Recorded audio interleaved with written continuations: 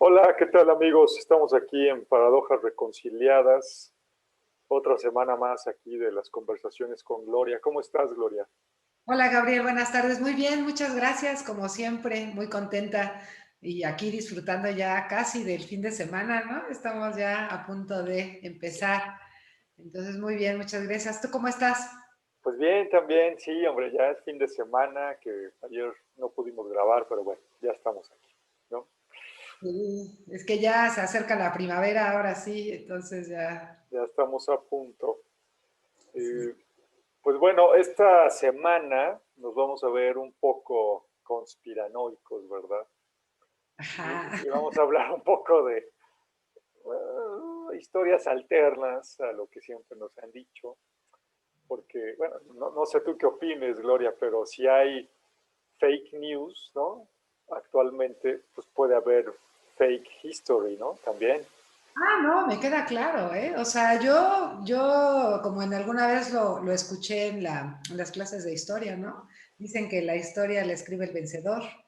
Y pues el que vence no precisamente va a decir o va a contar las derrotas, ¿no? Nada más va a contar las victorias. Entonces, siempre con la historia hay que tener cuidado y vamos, hay saber que está oculto, que no siempre se puede saber, que a veces no es para todos. Entonces, pues sí, puede.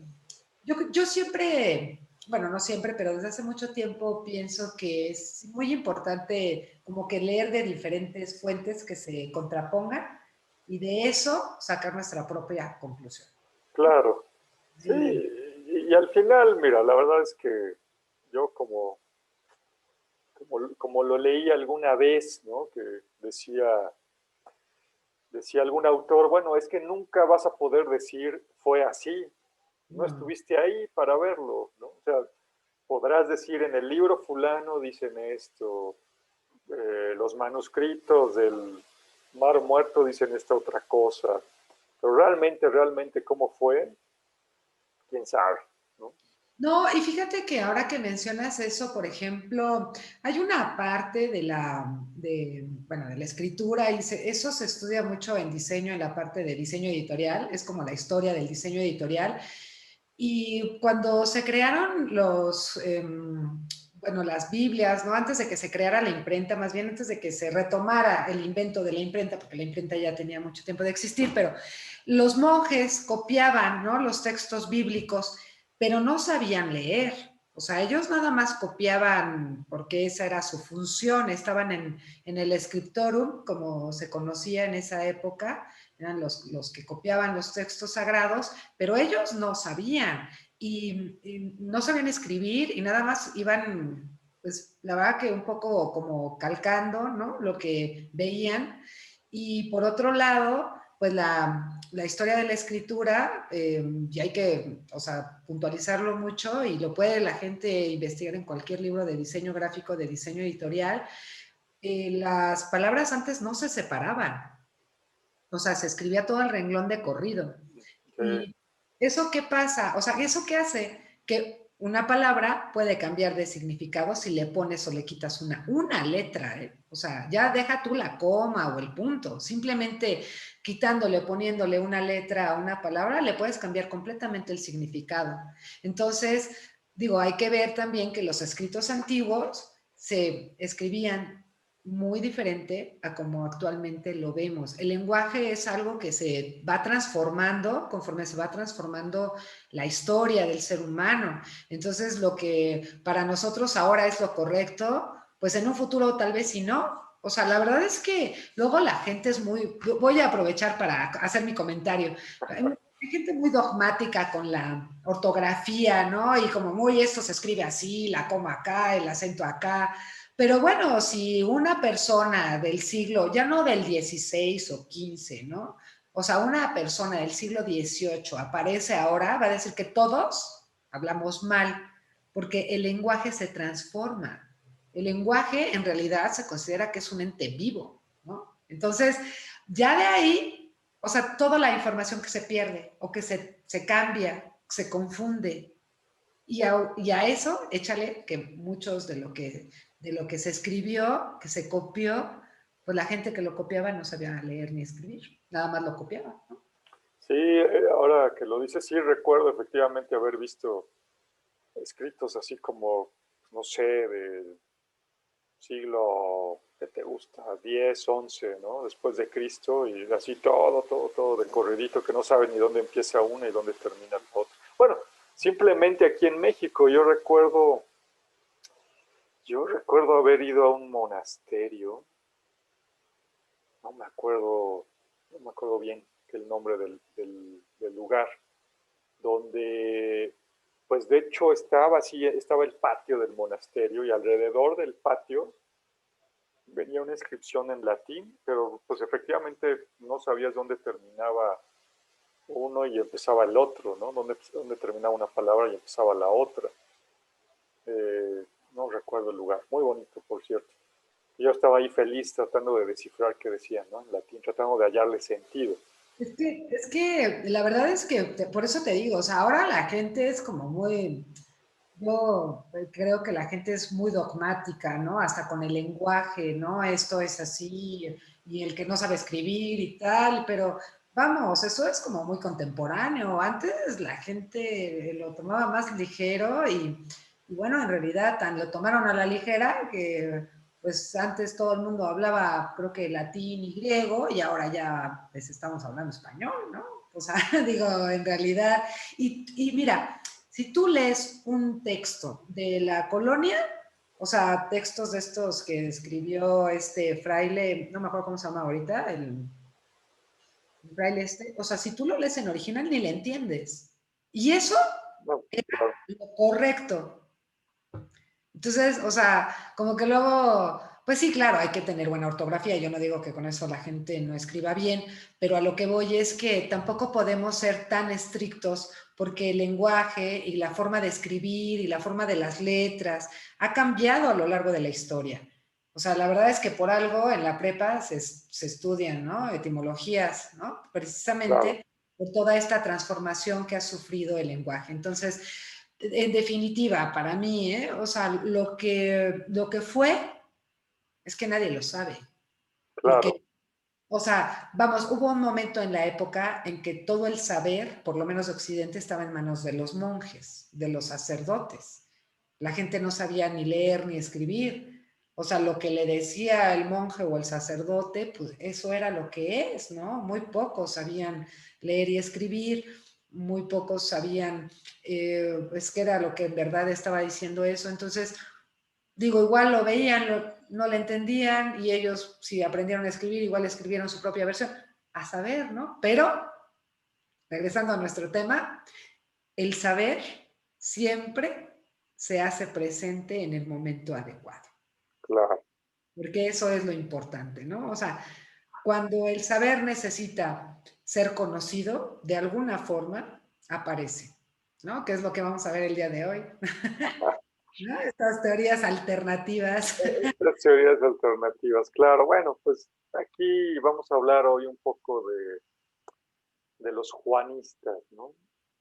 Se habla, bueno, de hecho, hoy hay algunos pueblos o algunos grupos, los mandeos, ¿no? Que viven en Asia, que creen, ¿no? Que pues, el verdadero Mesías no era Jesucristo, sino que el verdadero Mesías era Juan el Bautista. Y bueno, y algunos llegan más allá, dicen, bueno, inclusive hubo ahí una especie de conspiración para, pues para deshacerse del Bautista, ¿no? Toda esta historia, ¿no? De Salomé que está bailándole a Herodes y pues Herodes le pide que le baile más y entonces Salomé dice, bueno, pues ¿qué me vas a dar? Pídeme lo que quieras, bueno, pues dame la cabeza del Bautista, ¿no? Que ya para entonces Juan el Bautista pues estaba encarcelado, estaba ahí detenido por, este, por Herodes. Y bueno, pues hay quien dice que inclusive ahí hubo mano negra, ¿no? Hubo una conspiración para quitarlo del camino y entonces que quedara Jesucristo solamente como pues el único el único candidato a ser el Mesías, ¿no? Y entonces ya pudiera llevar a cabo toda su labor y todo su ministerio. Sí, y fíjate que es curioso lo que comentas, porque en realidad, al parecer, no me acuerdo bien cuál es el escritor de historia griego de la época, pero seguramente tú que sabes mucho más que yo, lo podrás recordar tal vez, no sé si es Hesiodo, no me acuerdo, ¿eh? Pero el asunto es que uno de estos cronistas de la historia parece que menciona a Juan el Bautista. Lo extraño es que nunca menciona a Jesús, ¿no? Es como una parte de la historia, o como dicen, pura y dura, en donde sí aparece Juan el Bautista, como se hace una narrativa de todo lo que estaba haciendo él y de cómo pues la gente lo seguía y un poco pues estaba formando todos estos, digamos que grupos de rebelión, por decirlo así, y se narra todo esto, pero en estos escritos no aparece Jesús, o sea, no se menciona, lo cual induce a pensar que, bueno, si es un narrador de historia, pues es como muy raro que no mencione a alguien tan importante como Jesús, ¿no? Porque al final, pues si menciona a Juan, y Juan dice, ¿no? Que viene Jesús y que él nada más está como abriendo el camino para que llegue el verdadero Mesías, ¿por qué no lo menciona este historiador? Entonces, hay como ciertas cosas ahí que dejan en entredicho un poco la existencia.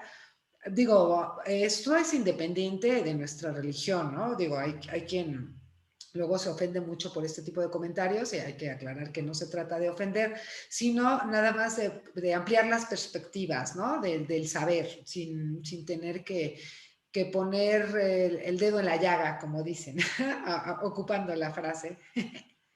Pues es abrirse pues a otras posibilidades, ¿no? Porque finalmente, como comentábamos, pues bueno, o sea, a lo mejor está escrito en algún lugar o a lo mejor lo dice alguien, pero bueno, eso no implica que pues, realmente haya sido lo que pasó verdaderamente, ¿no? Como insisto, al final nunca lo sabremos. Pero bueno, yo creo que los historiadores, el historiador romano más cercano, más contemporáneo es Tito Livio y por ahí también está Tácito, ¿no? Que a lo mejor son algunos de los que comentabas. Y bueno, lo curioso es que de repente hay como, digo, eso sí ya son pues cuestiones que uno a lo mejor puede tratar de analizar, ¿no?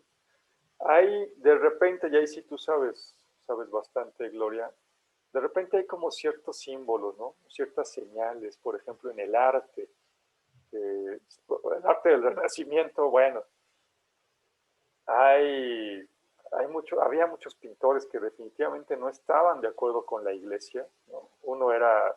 Y pintores de un calibre, bueno, Sí, uno sí. era, uno era Leonardo da Vinci y otro era Miguel Ángel, ¿no? Que se burlaban inclusive de la iglesia, vamos, de los mismos cardenales, obispos, papas que les solicitaban trabajos, pues llegaban ahí a tratar de meter algunas cosas, si quieres, eh, que no iban, ¿no? Tanto con el pensamiento de la iglesia, algunas cosas a lo mejor inclusive heréticas, pero pues que solamente ellos sabían, o solamente alguien con cierto nivel de entendimiento y conocimiento veía, ¿no? Entonces, pues bueno, aquí por ejemplo vemos, ¿no? A esta imagen de Juan el Bautista y pues podemos ver que tiene la mano levantada, ¿no? Haciendo pues, una especie de seña así, ¿no? Uh-huh. Que bueno, tú y yo hemos platicado, ver, tú tienes una idea de lo que puede ser, yo tengo otra idea de lo que puede ser, ¿no? Empieza y luego yo te digo la mía. Tú empiezas con tu signo y yo empiezo con el mío, ¿no? A ver qué, esa señal que siempre en Juan, ¿no? Es como, vamos, reconocer una obra de Juan el Bautista es verle el dedito, ¿no? Porque siempre está el dedo índice levantado, eso es así como básico y fundamental para reconocer a Juan, ¿no? A Juan el Bautista. Y bueno, aprovechando, fíjate que también es verdad esto, ¿eh? O sea, este tipo de señales o de atributos, ¿no? Pictóricos que se le van dando a ciertos personajes bíblicos o históricos son muy importantes porque en realidad los pintores de esa época, pues no como ahora, no había foto, ¿no? O sea, vamos, un pintor no puede pintar a Juan el Bautista, vamos, un renacentista no puede pintar a Juan el Bautista porque nunca lo vio, no hay una descripción de Juan el Bautista, no se dice cómo era, o sea, como para realizar una obra, entonces se van creando este tipo de atributos o de señales o de signos, si lo quieres ver así, signos simbólicos en la obra de arte. ¿Para qué? Pues para reconocer de quién estamos hablando. Porque bueno, claro, ahora, ¿no? Nuestra mente da para buscar todo en internet, pero en esa época tú ibas a una iglesia y por lo que veías en la pintura o en la imagen, tú sabías quién era, independientemente de la facción de la cara, ¿no? De cómo era la cara. Y sí es importante esto porque hay un canon propiamente en la Iglesia Católica en donde se indica qué debe de llevar cada personaje de la Biblia y cómo debe de ser para que pueda ser reconocido. Ajá. Porque claro, o sea, tú ves una virgen, pero si la pones ahora sí que en diferentes momentos de la historia, cada artista va pintando a la Virgen de diferente forma. No es que, bueno, digo, yo no sé, eso depende de cada quien, pero en realidad son modelos, ¿no? Que el artista escoge y que pinta. Y lo mismo pasa con Juan y con todos los demás, ¿no? O sea, porque no había fotos, no hay descripciones de cómo eran físicamente. O sea, sí hay una descripción moral, pero no hay una descripción física, que eso es importante, cómo lo representas, ¿no? Claro, exacto, es como dices, la tradición a lo mejor le va poniendo ciertos elementos. Yo alguna vez leía un libro de filosofía, y el autor hablaba, por ejemplo, de Pitágoras, ¿no? Y decía, bueno, pues es que poco a poco a lo mejor se le fueron dando ciertos atributos, se fueron contando inclusive ciertas historias, ¿no? Este, y él decía, mira, pues la verdad es que esas imágenes o esos personajes al final pues se utilizan para inspirar, ¿no? Se utilizan no tanto para una educación formal de que mira, sí, efectivamente, así pasó. No, a lo mejor ni siquiera fueron tan así como se dice, pero son figuras que te inspiran, ¿no? De alguna manera. Eh, y bueno, a lo mejor también de repente con el Bautista, pues ya tenemos una idea, ¿no? A lo mejor lo que dice la Biblia nos da una idea, ¿no? La voz que clama en el desierto, aquel que comía langostas no las del mar, sino esta especie como de grillos grandes, ¿no? Ajá. Que son plaga de repente cuando son en grandes cantidades. Langostas y miel, porque bueno, pues no había nada más que comer en el desierto, y que iba predicando, ¿no? Ya iba con su callado y demás. Entonces, pues sí, bueno, tenemos esa imagen muchas veces de Juan el Bautista. Muchas veces igual se le representa así, ¿no? Con su callado, cubierto prácticamente pues, con una piel nada más, si acaso Muy una. ¿no? O sea, como muy... Sí, exacto. Y bueno, esta señal, ¿no? Pues algunos dicen que pues es la señal de los juanistas, ¿no? Es la señal de acuérdate de Juan. Acuérdate de Juan, así como de, llamémosle un poquito venganza, ¿no? Acuérdate nada más de Juan, acuérdate de lo que le hicieron, ¿no? Pues a lo Este, mejor, ¿no? Un poco, bueno, un mucho, ¿no? Porque al final, bueno, yo quisiera, no sé si ponerlo así o no, pero un poco la traición que sufrió, ¿no? Al final también, ¿no? Porque exacto, que fíjate, ahí, pues vamos, o sea, fue también, un, si quieres verlo así, pues fue un cordero sacrificado también, ¿no? Para ellos. Sí, claro, o sea, porque él tenía como toda la intención de hacer una renovación, ¿no? En todo lo que es pues la religión y sin embargo, pues el pobre amigo terminó decapitado, ¿no? O sea, Claro, claro, sí, que sí, tampoco le fue de maravilla, ¿no? Entonces, sí, sí creo que, o sea, sí son simbolismos muy como para reflexionar mucho, ¿no? Porque, pues, digo, y muchas personas, yo creo que casi todos, y ahora lo hacemos más, ¿no? Ahora que estamos en estas cuestiones de las clases en línea o de las pláticas en línea, ¿no? Queremos hablar y, ¿no? ¿No? O sea, yo quiero hablar, yo quiero tener la palabra, ¿no? Entonces, o sea, es algo que nos sale natural, ¿no? No, o sea, claro, claro, pero si lo ves, es de repente un poco, no tanto es levantar el dedo recto, ¿no? De hecho es, bueno, y es hacerle así, ¿no? es formar la J, de hecho, ¿no? Bueno, Ajá, cuando, o sea, pues es lo que te decía yo hace rato, o sea, que sí, y que estos tres dedos también tienen un significado, me parece, ¿eh? Estos tres, o sea, todo en sí, todo el conjunto de la mano tiene un significado, se supone, ¿no? claro, Como claro, más oculto, pareciera ser, ¿no?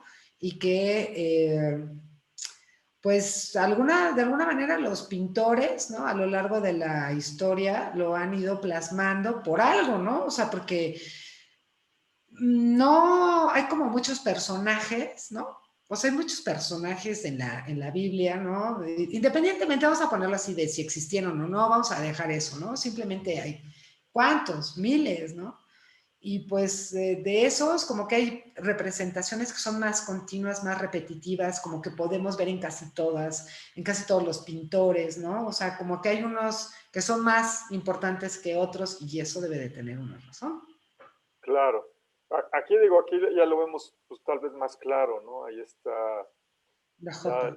la representación de Leonardo da Vinci, que bueno, se dice, otra vez se dice, no lo sé, pero se dice, que cuando Leonardo, en sus últimos días, pues Leonardo da Vinci, que realmente Leonardo no pintó tantos cuadros, ¿eh? O sea, no era realmente un pintor dedicado, o sea, pues él estaba en otro tipo de cosas, yo creo, más tiempo. Pero bueno, de los cuadros que lo acompañaron hasta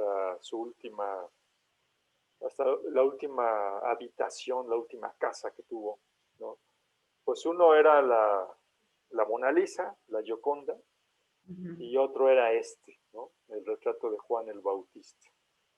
Pues dicen, o se dice, que Leonardo da Vinci era juanista, ¿no? Leonardo da Vinci era uno de los que pensaba que el Bautista era, era realmente el Mesías, sino Jesucristo. Y bueno, pues eso lo podemos ver pues, reflejado, ¿no? Esta señal la vamos a ver ahorita, ¿no? En otro cuadro, pero pues, es una señal que constantemente se muestra en la obra de Leonardo da Vinci, ¿no?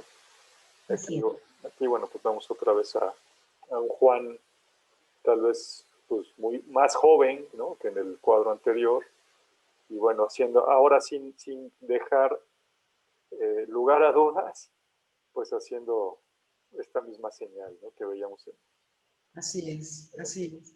Y lo interesante de, de Juan, ¿no? Es siempre bueno, de Juan el Bautista, siempre es la forma en la que lo pintan, ¿no? O sea, como muy, con una, bueno, por lo menos en esta obra sí tiene una cara muy enigmática, ¿eh? O sea, hay una invitación ahí a que pienses, ¿no? Ajá, así como que estás seguro de todo lo que estás pensando. Tiene cara como de pícaro, ¿no? Diría mi mamá. ¿No? O sea, sí te está así como diciendo, o sea, sí, ¿no? ¿Será? Claro, Vamos, más bien es como no sé, me da la idea de esa mirada como más, más de yo sí y el otro como que no, ¿no? O sea, es una invitación muy, pues yo le diría seductora, ¿no? Pero en el buen término, ¿no? De que te invita a reflexionar, ¿no? Claro, Como, o sea, yo sí, ¿no? O sea, como diciendo, yo sí sé, ¿no? Yo sí sé. yo sé algo que tú no sabes, ¿no? Exacto, ajá, ándale, ¿no? O sea, como yo sé algo que tú no sabes. Y mira, Leonardo en realidad, pues era un pintor muy hábil, ¿no? Y como bien dices tú, él tenía su estudio donde él tenía sus alumnos que eran los que hacían pues muchos de sus cuadros, muchas de sus obras, y él nada más medio dirigía, ¿no? O sea, él se dedicaba a otras cosas. Evidentemente, él como que le daba el toque final a sus obras, entonces en realidad, cuando el maestro, ¿no? Ya le daba como el pincelazo o el último, la última pincelada a la obra, dejaba una parte ahí de simbolismo, ¿no? Se dice que, lo que te contaba hace rato, cada obra de arte tiene un símbolo oculto, ¿no? Por eso es arte, ¿no? O sea, como el arte es el gran arte, ¿no? Tiene símbolos ocultos que no cualquier espectador puede llegar a ver, ¿no? A descifrar o a interpretar, porque pues el símbolo está siempre presente, pero depende del ojo que lo mira, si lo interpreta o lo ve o no, o pasa de largo, ¿no? Por eso el arte es inagotable. Y Leonardo da Vinci era un artista que le sacaba mucho provecho a todo eso, ¿no? Claro, claro. Si vemos de nuevo, ¿no? Veamos esta obra, La Virgen de las Rocas, que de hecho, bueno, tú me comentabas, ¿no? Que hay dos versiones, de Así es. hecho, de esta pintura. Yo hasta donde sé, pues bueno, hubo ahí alguna queja, ¿no? Del cliente, que pues era alguna persona de la iglesia que había pedido este cuadro. Hubo por ahí alguna queja y bueno, Leonardo lo tuvo que volver a hacer, ¿no? Pero fíjense aquí, de hecho, otra vez está la señal, ¿no? Aquí pues está la Virgen, ¿no? Pues, aquí pensaríamos que este niño es Jesucristo. Aquí está un ángel, en realidad este es un ángel. Y este sería Juan el Bautista, ¿no? El que está con el ángel. Si Ujú, nos fijamos, el ángel está haciendo la señal, aunque ya no es hacia arriba, pues ya es así, ¿no? ujú. Y si lo ven, pues pareciera que este niño está pidiendo la bendición de este otro. Es como si el Bautista, ¿no? Estuviera bendiciendo a Jesucristo en lugar de ser al revés. Así es. Así, de hecho, yo hasta donde recuerdo de esta obra de la Virgen de las Rocas, sí hay dos versiones y la primera no gustó. Me parece que fue un cardenal el que se la encargó y se tardó 20 años en corregirla. O sea, tampoco es que haya dicho, ay, bueno, está bien, ¿no? Mañana empiezo otra y te la doy en 3 meses. O sea, se tardó 20 años Leonardo en pues corregirla en el sentido de cambiarle, ¿no? Porque no es que la corrigiera y entonces se quedó con las dos versiones. Parece que una tiene el manto rojo, como se puede ver aquí, y la otra versión tiene el manto azul. Ahora, sí es importante este asunto del rojo y el azul en el asunto del arte, bueno, y hasta la fecha en la teoría del color propiamente, porque ambos colores son muy caros en la época del Renacimiento y anterior, o sea, hacer esos colores, tanto el azul como el rojo, era sumamente caro. Por eso muchos de los reyes, no sé si lo han visto, pero tienen una capa roja o la corona, ¿no? Tiene tela roja, ¿no? Por este asunto de que de todos los colores, el más caro de hacer era el rojo y después venía el azul. Por eso a veces, ¿no? La capa de las princesas o de los príncipes es azul, pero el rey está vestido de rojo. O sea, sí hay una jerarquía marcada en el color y eso se marcaba por el precio. o sea, por el precio, lo que costaba propiamente hacer el color.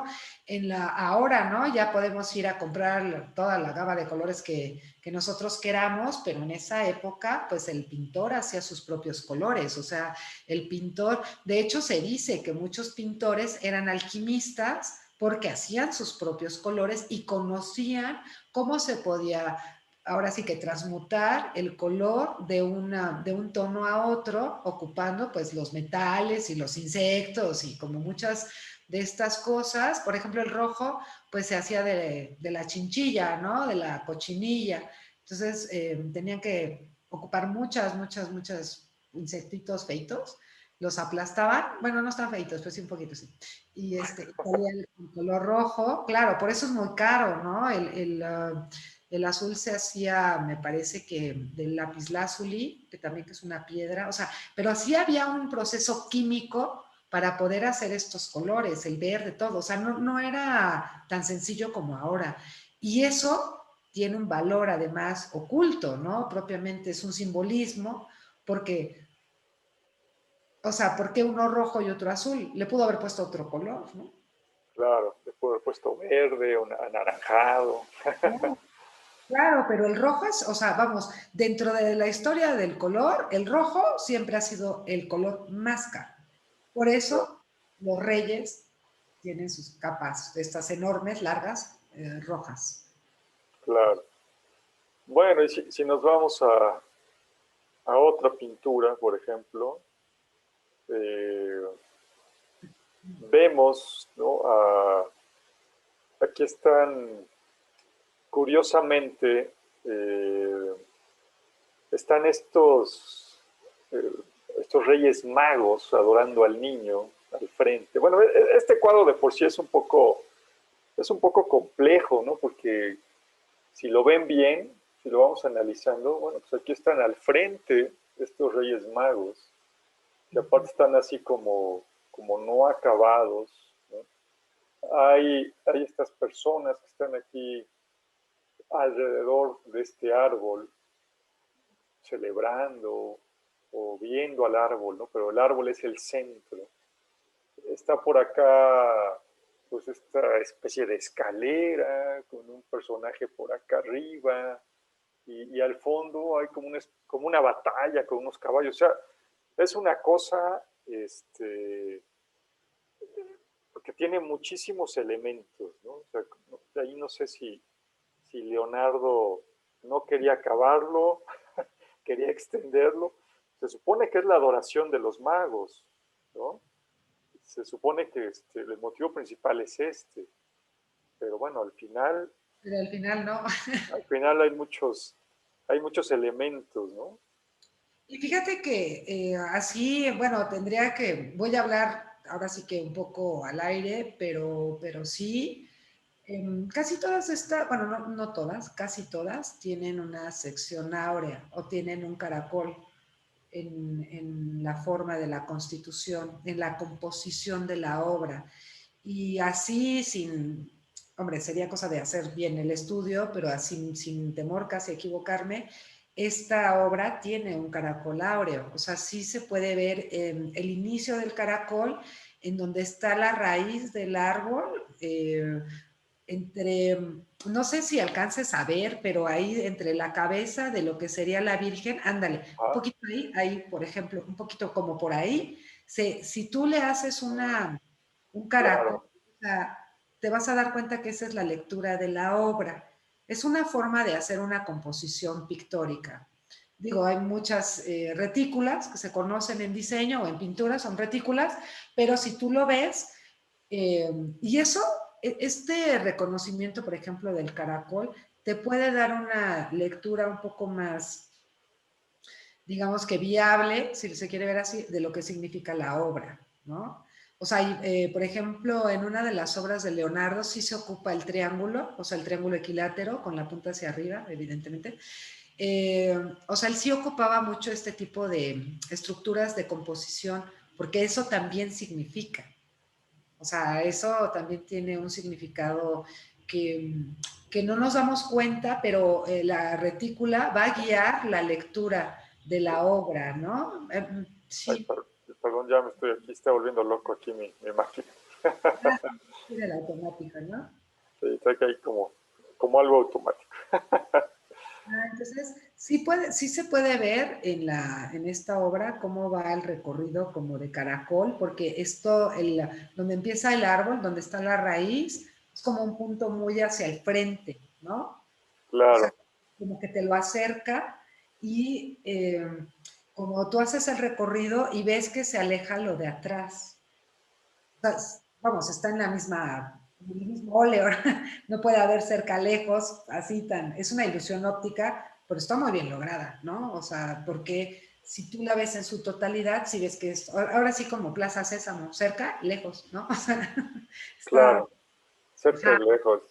ajá, entonces sí está cerca, con un ángulo o con un punto focal sería la palabra de, bueno, la oración adecuada, un punto focal que te lleva así al niño y que de ahí se va creando todo un significado. Claro, Yo, menos que veo así al final es mi interpretación y eso lo voy a dejar como muy claro, es mi interpretación, pero sí pudiera ser un poco el asunto de nace este niño, va a ser adorado, claro, pero va a haber al final mucho caos, ¿no? Mucha como guerra. claro, y hay algo que hay quien lo interpreta, ¿no? Diciendo, el árbol que está relacionado con Juan el Bautista es un algarrobo, ¿no? Ok. Entonces hay quien dice, bueno, pues en realidad este árbol es el Bautista, ¿no? Si ven, por ejemplo, ya relacionado con nuestro tema, pues si ven a, a estos personajes que están aquí, pues son personajes inacabados, hasta de repente medio cadavéricos, ¿no? Los que están alrededor ahí del niño. Son personajes inclusive, pues se podría decir, sumisos. ¿No? Y los personajes que están aquí alrededor del árbol son más jóvenes, tienen más vitalidad, ¿no? No están, no son sumisos. Están escondidos, ¿no? Eh, sí, pero al final están como con más vida, ¿no? Están más alegres Sí, sí, sí. que los que están adorando al niño, ¿no? Entonces, pues bueno, podría ser otro mensaje que está metiendo aquí Leonardo da Vinci en Y torno a sus creencias. yo digo, no sé, pero digo, claro, yo no lo puedo asegurar porque no lo sé, pero en estas épocas se ocupaban mucho las sociedades secretas, ¿no? Al parecer, y creo que en alguna conferencia que tú diste mencionabas, ¿no? Que Leonardo pertenecía a una de estas sociedades secretas. Yo tengo la idea de haberlo leído en un libro de arte también que pertenecía, la verdad, al priorato de Sion, me parece, ¿no? Era en alguna biografía, no bibliografía, biografía de Leonardo pareciera que pertenece a este priorato de Sion.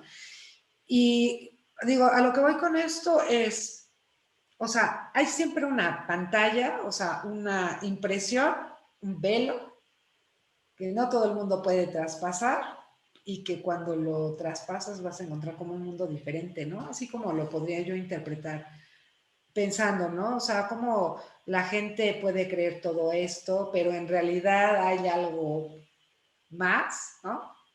Se me ocurre algo más y porque pues no sé, como el personaje que está a mi derecha, que está volteando así como de perfil, tres cuartos, ándale, ese, está como vigilando, ¿no?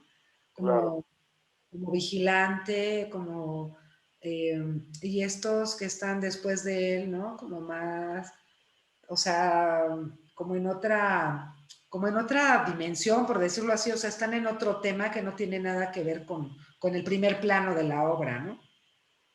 claro, sí, sí, esta figura suena interesante, está así como viendo hacia el otro lado, Mm. como dices.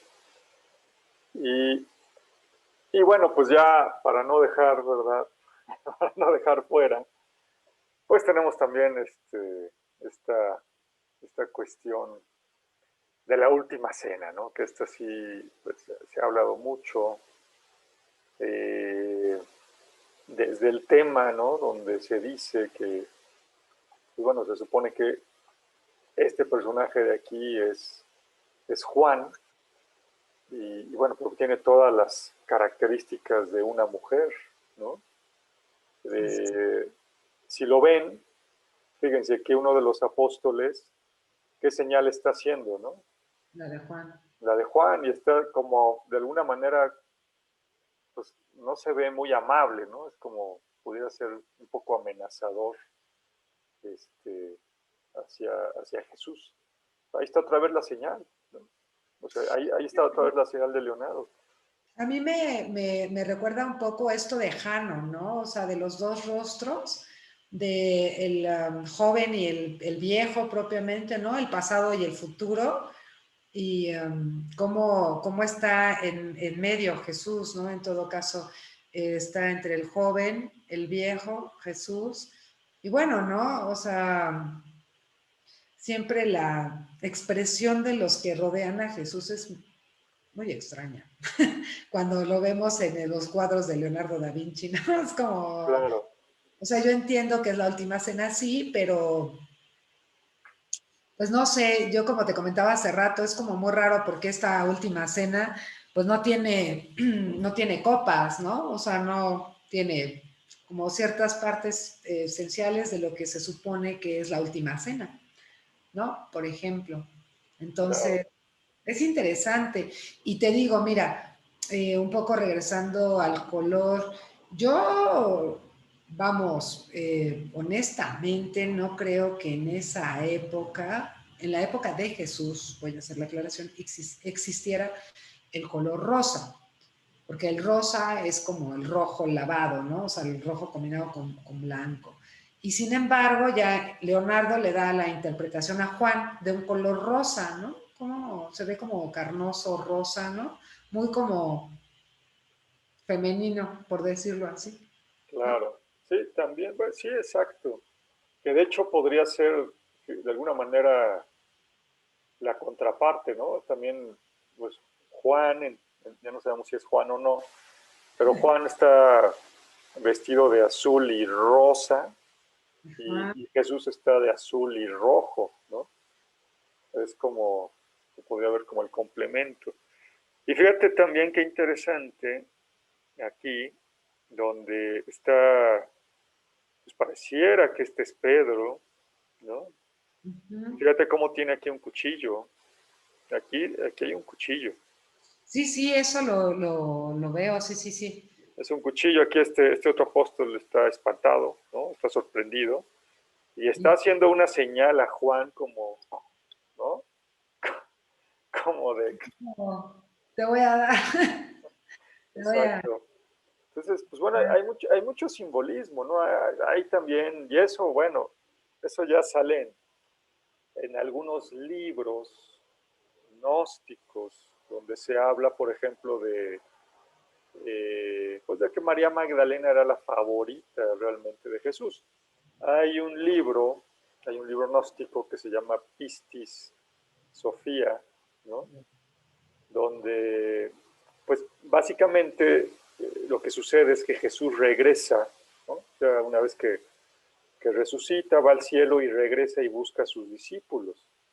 Y entonces empieza a instruirlos, pero ya de una manera, bueno, pues tú has leído, ¿no? El libro de Urantia y cuestiones así, ¿no? Uh-huh. Ya de una manera como mucho más metafísica, ¿sí? De hecho, Pistis Sofía quiere decir la fe de Sofía. Así es. Sofía es la sabiduría, ¿no? En este caso, pues la sabiduría con la cual se crea el universo. Y te están hablando de esta, o sea, Sofía es uno de los eones o uno de estos seres angélicos ya de muy alto nivel, ¿no? Uh-huh. Pero bueno, mucho del libro, Jesús está hablando con sus discípulos, pero está María Magdalena también, ¿no? Y de repente le pide a María Magdalena que explique, y María Magdalena es como la matada de la clase, ¿no? Es como Hermione ahí con Harry Potter, ¿no? Es la que todo lo sabe, y hay puntos ahí en Pisti Sofía, en este libro, donde Pedro se queja, y Pedro dice, Señor, es que esta mujer nunca se calla, todo lo quiere decir, déjanos algo, ¿no? Y entonces, pues Jesucristo dice, bueno, pero pues, ¿por qué la callas, no? A mí lo que dice es verdad y a mí me place escucharlo, ¿no? Y en un momento dado también María Magdalena se queja de Pedro, ¿no? Dice, no, pues es que Pedro no quiere a las mujeres, ¿no? Y entonces, pues vemos aquí, ¿no? Esta cuestión del cuchillo, vemos esta seña, vemos pues aquí la señal de acuérdate de Juan, eh, y bueno, pues entonces ya la última cena, pues realmente qué nos quiso decir ahí Leonardo. Bueno, pues hay mucho simbolismo, muchas incógnitas, ¿no? No, y bueno, también es importante, ¿no? La- bueno, porque lo he leído y hay un montón de documentales, no creo que vaya a decir algo que no sepa, pero bueno, hay muchos que dicen que Juan, o sea, el que se ve como la túnica rosa, en realidad es María Magdalena, ¿no? Eso también da mucho que pensar, ¿no? O sea, independientemente de- Ay, como que te estás perdiendo un poquito del audio. ¿Ya me oyes mejor? Ya se te oye mejor. Ah, discúlpame. Comentaba que bueno, hay algunos que comentan que Juan, parece que Juan Evangelista, pues en realidad es María Magdalena, ¿no? O sea, que es como un poco disfrazar, en realidad Jesús estaba como de pareja, ¿no? De María Magdalena, o eran como pareja, ¿no? Digo, vamos, hasta creo que en el Código Da Vinci sale un poco ese tema de, no, porque, y claro, mira, yo francamente lo pienso y a mí no me queda, vamos, no se me hace raro que Jesús estuviera como una mujer, vamos, que Juan el Bautista es independiente Ya te volviste a perder la voz un poquito. es que no voy a, un secreto, entonces, no, no es cierto. Están ahí haciendo bullying para que no me oiga yo. No, o sea, lo que voy es que no se me haría raro, ¿no? Que Jesús tuviera de pareja a María Magdalena. Bueno, al final eran judíos y pues francamente un judío ya adulto, soltero, era muy raro. Hasta la fecha yo creo que es muy raro, ¿no? Yo pienso que los judíos tenían la costumbre de contraer matrimonio y no, como que el celibato no iba por ahí. Entonces, no se me hace raro que pudiera ser y que, bueno, ya con el tiempo eso se cambiara y dijeran, no, pues ahora vamos a ponerlo a Juan el Evangelista y pues resulta que es María Magdalena. Y por el otro lado, ¿no? También ver que hay algo, ¿no? Que nos tiene que decir Juan el Bautista, que aparece ahí, ¿no? Muy como en esta forma tan, ¿no? O sea, acuérdate de mí, pues tú lo acabas de decir, ¿no? Claro, sí, totalmente. Sí, bueno, y hay muchas leyendas también ahí, ¿no? Se dice que, por ejemplo, María Magdalena era pelirroja, y bueno, pues aquí igual el cabello podía ser pelirrojo, ¿no? Del personaje que está ahí a la derecha de Jesucristo. Eh, y bueno, pues hay otras, vamos, aquí es una suposición, pero hay otras pinturas, ¿no? Hay una pintura por ahí me parece que es del Greco, donde está María Magdalena, está ahí al pie de la cruz, ¿no? Está sentada al pie de la cruz llorando y francamente pues se ve embarazada. Y es más, para que no nos quede duda, le pone una cinta roja, ¿no? El pintor le pone una cinta roja en el abdomen, que de ahí viene la expresión de estar encinta, ¿no? Antes la gente creía que el alma del niño, ¿no? Se podía salir del vientre de la madre y entonces ataban esa cinta roja y de ahí viene la frase estar encinta. Entonces, no hay duda, o sea, el Greco está diciéndonos ahí, pues María Magdalena estaba embarazada, ¿no? Hay otra, por ejemplo, si ustedes ven, hay un vitral por ahí en una iglesia escocesa, la iglesia de Kilmore, donde pues pues se ve Jesús, ¿no? Con una mujer joven, que no puede ser su madre definitivamente, y están juntos, ¿no? Y están pues, como, pues sí, como agarrándose, abrazándose de la mano, y la mujer también se ve embarazada, ¿no? Entonces, pues bueno, ya son también pues, otros artistas que juegan o que nos... Pero mira, yo voy a regresar a lo que te decía hace rato, antes, creo que no sé si lo dije ahora o antes de que empezáramos. O sea, hay muchos simbolismos que los artistas colocan en sus obras bueno, que están ahí. Luego la gente, pues como decía yo el otro día, ¿no? ¿Dónde ocultas algo?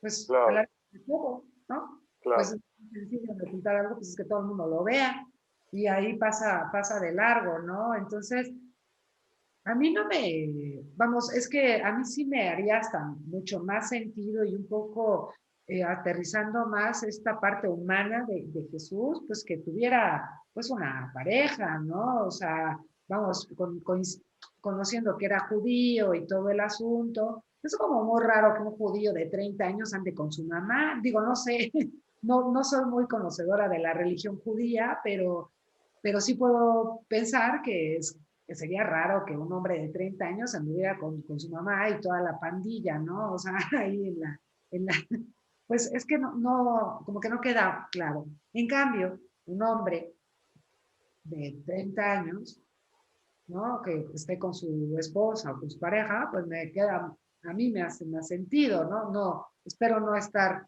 diciendo cosas que vayan en contra de la fe de nadie, no es mi intención, pero lo que sí es cierto es que este tipo de símbolos, ¿no? Porque al final, como lo hemos dicho varias veces, Gabriel, los artistas se movían se mueven, ¿no? Hasta la fecha, en un núcleo, en grupos que tienen un acercamiento al saber que la gente, digamos que la gente que no se acerca a un artista, pues no conoce. O sea, la verdad. O sea, el artista tiene esta parte muy imaginativa, fantasiosa, busca, investiga cosas que su mente le da que una persona común no haría, por eso son artistas, ¿no? Entonces, digo, es mi opinión, no sé, tú qué piensas. No, sí, no, sí, definitivamente se mueven en círculos, eh, pues podríamos decir, selectos, ¿no? Donde a lo mejor puede llegar a haber pues, un conocimiento diferente de las cosas, de cómo lo tiene el común de la gente, ¿no? Entonces, pues sí, pudiera llegar a ser, ¿no? Que en un momento dado pudieran tener acceso a cierto conocimiento y bueno, cuando uno está convencido de algo, ¿no? Cuando, si yo estoy convencido de qué les gusta, lo que quieran, a lo mejor de una cierta religión, pues voy y se lo digo a todo mundo y lo predico a todo mundo, ¿no? A ver, yo cuando, pues no sé, me enteraba de algunas cuestiones, por ejemplo, de la mitología griega, y creo que por eso hago cursos, ¿no? De repente, pues te emocionas tanto, ¿no? Hablando a lo mejor de la pirámide de Keops y qué significa y cómo está construida y de qué tamaño tiene y todo esto, qué orientación tiene y demás, que pues quieres ir y contárselo a todo mundo, ¿no?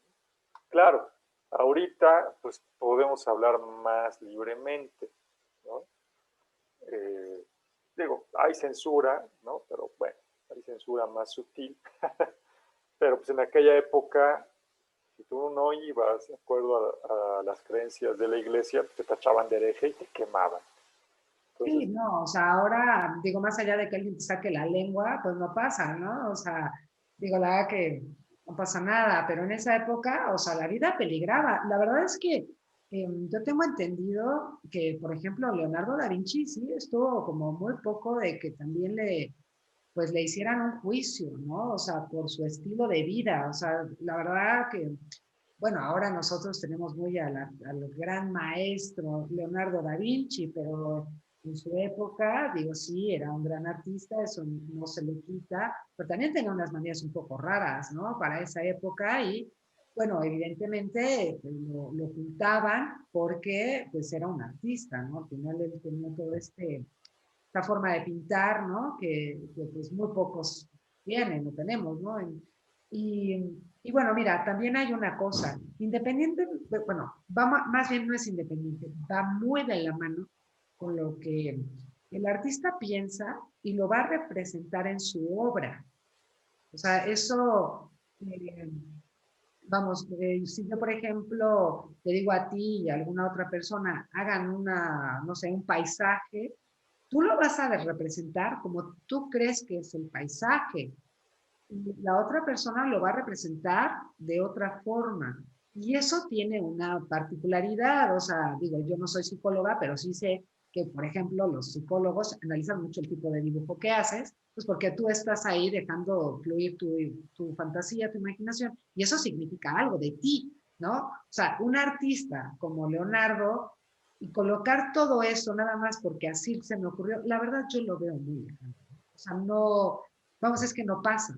Claro, O sea, que, claro, o sea, no tiene sentido. O sea, cada forma de colocar las manos de los apóstoles, el color, ¿no? Que cada uno de los apóstoles tiene, lo que tienen ahí de comida, ¿no? O sea, toda esta disposición tiene un significado, porque para Da Vinci así era, ¿no? O sea, ahí, no sé, yo pienso que digo, no me quiero hacer como una interpretación muy mía, porque luego eso como en arte como que no se ve muy bien, ¿no? Pero, claro, todo, hasta el paisaje de fondo tiene un significado.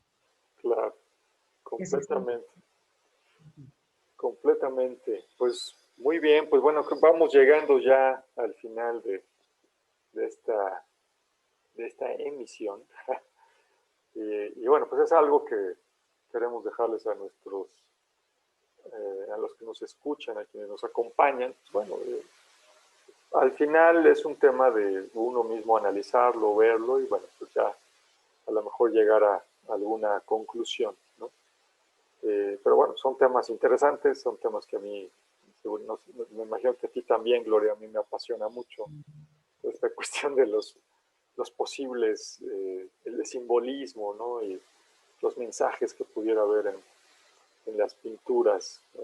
De los, que podríamos ver, a lo mejor hay por ahí más moderno, ¿no?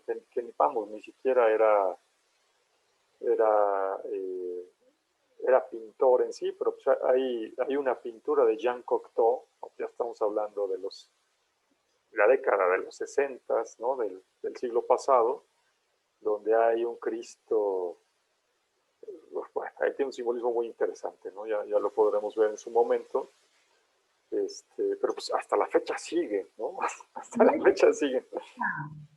deberíamos hablar de esa hora, porque fíjate que sí es cierto, es muy interesante, porque es la de donde nada más se ven los pies, ¿no? Exacto, Y sí tiene mucho simbolismo esa obra y aparte, o sea, la verdad que luego yo digo es muy bonita, pero o sea, no es que sea bonita, ¿no? O sea, más bien tiene mucho significado y creo que vale la pena que, de verdad que sí deberíamos de hablar de esa pintura y de, en realidad, de Jean Cocteau, porque tiene como varias cosas él interesantes, ¿no? Como un poco fuera de lo ordinario, ¿no? Entonces, o sea, fuera de lo común. claro. Estaría hablar de él.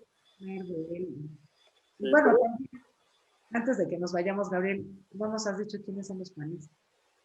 ¿quiénes son los que son? Panistas, o sea, ¿de dónde se... Ah, ¿de dónde son? Bueno, pues son finalmente todos digamos que son todos los que siguieron esta línea, ¿no? De creencia, eh, de que pues el verdadero Mesías era Juan el Bautista. Comentábamos que hoy por hoy pues existen, ¿no? Existen los mandeos es un pueblo pues, de Asia, ¿no? Que creen, tienen esa creencia. Entonces, pues bueno, de que hay quien cree eso también, pues lo hay, ¿no? Hay gente que vive con estas creencias. A lo mejor hoy lo pueden decir ya libremente, a lo mejor Leonardo no lo podía decir tan libremente porque lo iban a llevar a la hoguera, ¿no? Ya comentaba Gloria que tenía algunas cuestiones especiales, bueno, se dice que era homosexual, pues imagínense en aquella época ya nada más con eso, si Dante Alighieri metió en el séptimo círculo del infierno a los sodomitas, ¿no? Que son los homosexuales, pues imagínense, ¿no? Y No, no. Eso que Dante era un genio y era una persona de una mente abierta, pues imagínense. Pues imagínate, ¿no? O sea, y la verdad es que, bueno, se dicen muchas cosas de Leonardo da Vinci, ¿no? O sea, no, hombre, es que, bueno, voy a profundizar un poco en esto porque a veces pareciera que la gente espera que una persona como Leonardo da Vinci o algún otro tipo de personaje histórico muy influyente, muy importante, fuera como un santo, ¿no? Que nunca tuviera ningún error o que no tuviera nada malo, por decirlo así. Y Claro, no, en realidad, pues todos somos humanos y todos tenemos cosas buenas y cosas malas, nada más que ellos desarrollan una inteligencia, una capacidad intelectual, pues de privilegiados, ¿no? Propiamente, pero eso no quiere decir que no tengan, pues, como defectos, como todo el mundo, ¿no? Y no por eso se hacen menos genio, ¿no? No por eso se hacen menos importantes, simplemente digamos que lo que crean o lo que hacen rebasa, ¿no? Su humanismo común, por decirlo así, ¿no? Su ser humano común, ¿no? Digo, yo lo digo porque hay gente que dice, ay, es que Gandhi, ¿no? O la Madre Teresa, o así, gente, ¿no? Como que pareciera que tendrían que ser perfectos, ¿no? Leonardo da Vinci, ay, tenía que ser, pues no, al final son humanos, ¿no? Y es importante eso también verlo. Digo, aprovechando, aprovechando claro. el comentario, porque sí, y bueno, claro, si él pensaba o creía que Juan el Bautista era un personaje importante, yo la verdad creo que por algo lo decía. Voy a investigar bien el dato de dónde leí esto que te digo del historiador este en cuestión, y te digo la siguiente vez que nos conectemos, porque la verdad sí, eso se me quedó muy grabado. Y no tengo la idea de que como que la vida histórica de Jesús sea como muy vasta. Tengo la idea del Nuevo Testamento, ¿no? Pero lo histórico, Hay, pues hay algunas menciones de repente, pareciera. No, yo también tendría que revisar. No recuerdo si se hace mención ya de los cristianos como tal o de Jesús. Pero bueno, parece que sí, alguno, no sé si fue Flavio José, Tito Livio, alguno de ellos hablaban de Jesucristo, ¿no? Lo que sí, por ejemplo, bueno, ya se nos está pasando el tiempo, pero rápidamente. Lo que sí, no, por ejemplo, bueno, no hay ningún registro o sea, no se ha encontrado en ningún lado en Egipto nada del cautiverio, ¿no? De de los israelitas o de los judíos. Y bueno, otra vez, no es que a lo mejor sea una mentira, sino que a lo mejor es un símbolo, ¿no? así A lo es. mejor ese simbolismo de ir de la esclavitud a la libertad o de la oscuridad a la luz, pues bueno, no es que necesariamente haya pasado, porque además se supone que pasó en el reinado de Ramsés II, que es uno de los, bueno, Ramsés II es el rockstar, ¿no? De los faraones egipcios. Sí, sí, O sea, sí. vivió como 90 y tantos años, o sea, reinó como casi 70 años. O sea, hubo egipcios que nacieron y murieron y no conocieron a otro faraón más que a Ramsés. Entonces, pues es obviamente de los más estudiados también. Y, pues no se ve ni nada, ¿no? O sea, pareciera que esa parte del cautiverio en Egipto, pues pareciera que no. Es lo que Eh, te digo, o sea, yo no lo pongo como no existió, sino, bueno, es que si hablaron de otros personajes, si hablaron de personajes que se ha demostrado que sí, que no tienen que ver con ninguna religión, ¿no? A eso voy, ¿no? O sea, de claro, mi punto de vista sí hay escritos históricos, hasta donde tengo entendido, sí hay escritos históricos. O sea, yo no quiero meterme en camisa de once varas, ni que me avienten jitomates cuando salga de mi casa, pero, ¿no? Nada más ahí lo voy a dejar. claro. Pues muy bien, pues ya nos vamos, ya nos pasamos un poquito del tiempo. El próximo martes 23 ya comienza el curso de Cábala. Si no han visto la sesión preliminar que tuvimos el martes, este martes pasado, les dejo la liga, también les dejo la liga para que se inscriban. La verdad es que está muy interesante. y es un curso no solamente teórico, también práctico. Entonces, pues si quieren aprender un poco de esto, pues inscríbanse, ¿no? Gloria ahí nos está instruyendo en este antiguo conocimiento que la verdad es que sirve mucho para, pues bueno, para, como dice Gloria, para ser feliz, ¿no? Sí, hay que ser felices porque luego, si no, no se agrega. Entonces, Muy bien, pues entonces ojalá se inscriban, ¿no? Y esperamos verlos por allá. Y pues en lo que respecta a estas sesiones semanales, muchas gracias de nuevo, Gloria, por estar aquí presente. Y gracias, amigos. No sé si quieres decir algo ya para despedirnos. pues nada más, Gabriel, como siempre, agradecerte estas charlas que me súper gustan. La verdad que es muy interesante platicar con todo este tipo de temas, porque luego, evidentemente, no todo el mundo se presta para estas pláticas. Entonces, y bueno, pues más agradables y después la gente nos puede escuchar y si le gusta, pues que nos dé un likecito, ¿no? Para que podamos continuar con este pensamiento que es diferente a lo que generalmente nos han enseñado. Entonces, te agradezco muchísimo, siempre un gusto platicar contigo. Ya sabes que me encanta platicar aquí bueno, jueves y viernes, ¿no? Vamos a dejarlo jueves, viernes, ¿no? De paradojas, ¿no? Reconciliadas. Y bueno, pues sí, los espero a todos el martes y ojalá y puedan estar presentes en este curso. Muy bien, pues muchas gracias. Yo soy Gabriel Ávila y esto es Paradojas Reconciliadas. Nos vemos la próxima semana. Cuídate mucho. Hasta luego.